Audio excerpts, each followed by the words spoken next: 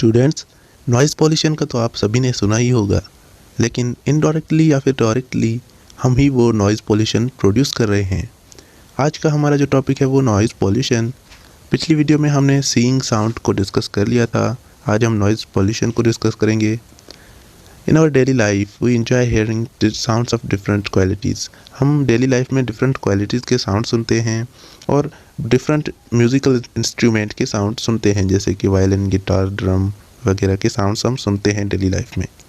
Sounds of these instruments has a tone of characteristics such as a controlled pitch and quality.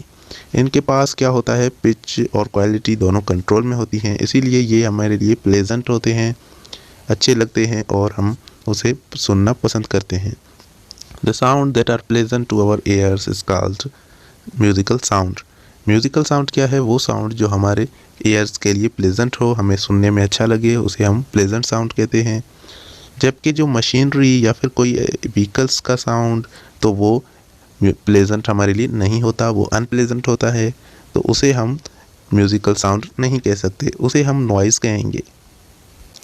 Noise की definition पढ़ते हैं। Sound which has an pleasant effect on our ear is called noise. Sound जो कि unpleasant हो हमारे लिए और हमारे ईयर्स पर उसका बहुत ही बुरा इफ़ेक्ट हो, उसे हम नॉइज़ कहते हैं। नॉइज़ यूजुअली हमें किसी को भी पसंद नहीं होती। ये व्हीकल से, मशीनरी से ऐसा बड़ा शोर निकलता है, उसे हम नॉइज़ कहते हैं। ये नॉइज़ क्या करता है? नॉइज़ पॉल्यूशन क्रिएट करता है, जो कि हमारे लिए और इंसानों के लिए और अदर स्पीशीज़ के लिए डेंजरस होती है। Harmful to man and their health, हमारी हेल्थ और स्पीशीज़ की हेल्थ के लिए बहुत ही ख़तरनाक और बहुत ही नुकसानकार हैं। Transportation equipment and other heavy machinery are the primary sources. ये किससे आती है? ये ट्रांसपोर्टेशन की इक्विपमेंट से और बहुत ही बड़ी बड़ी हैवी जो मशीनरी होती है उनसे ये आती है। The noise of machinery in industries areas, loud vehicles and horns, alarms, ये सभी क्या हैं? ये इनके सोर्स हैं, यहाँ से ये हमें आती है, मिलती है, और ये बड़ी बड़ी मशीनरी से, इंडस्ट्रीज से हमें ये मिलती है। The excessive noise level has harmful effect on human health. अगर बहुत ही ज़्यादा नॉइस है तो इसका हमारी हेल्थ पे बहुत ही बुरा असर पड़ता है।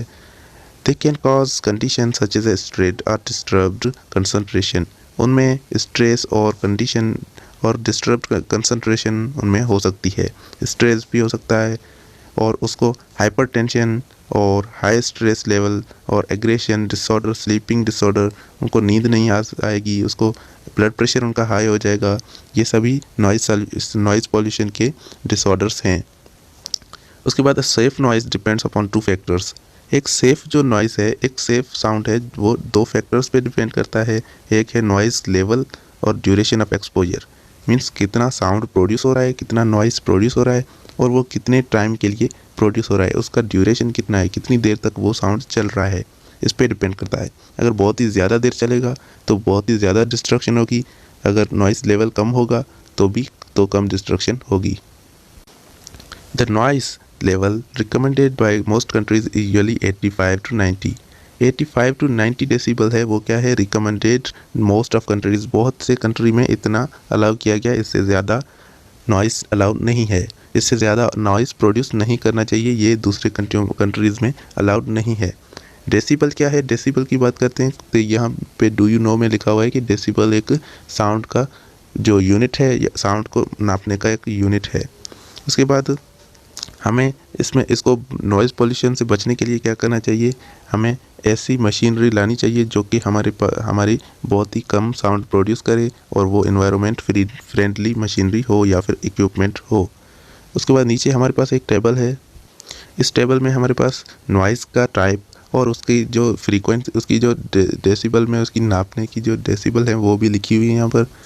पर्सनल स्टीरियो वेरी लाउड, ये बहुत ही लाउड होता है ये पर्सनल स्टीरियो। ये कितना होता है? 150 डेसिबल। उसके बाद डैमेज टू द हेयरिंग, हमारे हेयर कब डैमेज होते हैं? अगर 140 पे अगर हमारा साउंड पहुंच गया है 140 डेसिबल पे, तो हमारा क्या होगा? हमारे हेयरिंग हमारी डैमेज हो जाएगी। उसके बाद रॉस कंसंट्रेट की 110 है और हमारी ड्रिल मशीन जो होती है उसका साउंड है 3 मीटर्स के बाद उसका साउंड है 90 डेसिबल।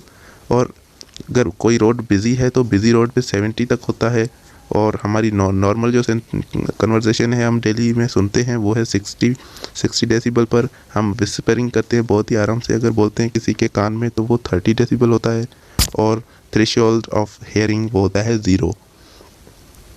यहाँ पर डू यू नो में लिखा हुआ है कि इरेगुलर अगर रिपीटिंग होगी, किसी भी साउंड की इरेगुलर रिपीटिंग होगी तो वो नॉइज़ प्रोड्यूस करेगी, अगर रेगुलर रिपीटिंग होगी तो वो म्यूज़िक प्रोड्यूस करेगी। उसके बाद एक और छोटा सा टॉपिक है रिफ्लेक्शन ऑफ साउंड और एन इको। साउंड की रिफ्लेक्शन और एक इको क्या होता है और साउंड रिफ्लेक्ट कैसे होता है। रिफ्लेक्शन मीन्स किसी भी साउंड, किसी भी दीवार है मिसाल के तौर पे, या फिर कोई भी ऐसा इंस्ट्रूमेंट है जिससे साउंड जो वो रिफ्लेक्ट होकर वापसी आता है। मिसाल के तौर पे यहाँ पर हम खड़े हैं और हम क्या कर रहे हैं, साउंड को ज़ोर से यहाँ से पुकार रहे हैं, तो जैसे ही ये साउंड यहाँ पर पहुँचेगा ये इसको टकरा कर फिर से ये वापसी रिफ्लेक्ट होने लगेगा और ये फिर से हमारे पास पहुँचेगा और हमें दोबारा सुनाई देगा। एक तो हम बोलेंगे तभी सुनाई देगा, और एक हम दूसरी बार हमें सुनाई देगा जब वो वापसी आएगा। तो अब हम इसको कहते हैं रिफ्लेक्शन ऑफ साउंड। और इको क्या है, जो साउंड हमारे पास वापसी आके हमें दोबारा दूसरी बार सुनाई देता है उसको हम बोलते हैं इको।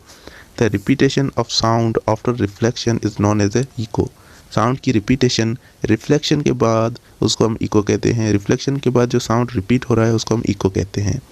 अगर सपोज़ के साउंड की स्पीड है 340 मीटर पर सेकंड और हमें उसकी रिफ्लेक्शन सुनाई देती है 1 सेकंड के बाद, तो वो हम सपोज़ करें वो फार्मूले के तहत हम ये पता लगा सकते हैं कि हम उससे कितने डिस्टेंस पर खड़े हैं। तो distance is equal to metre speed upon time. Speed यहाँ पर हमें मिली हुई है, टाइम मिला हुआ है, तो इससे हम ये निकाल सकते हैं डिस्टेंस।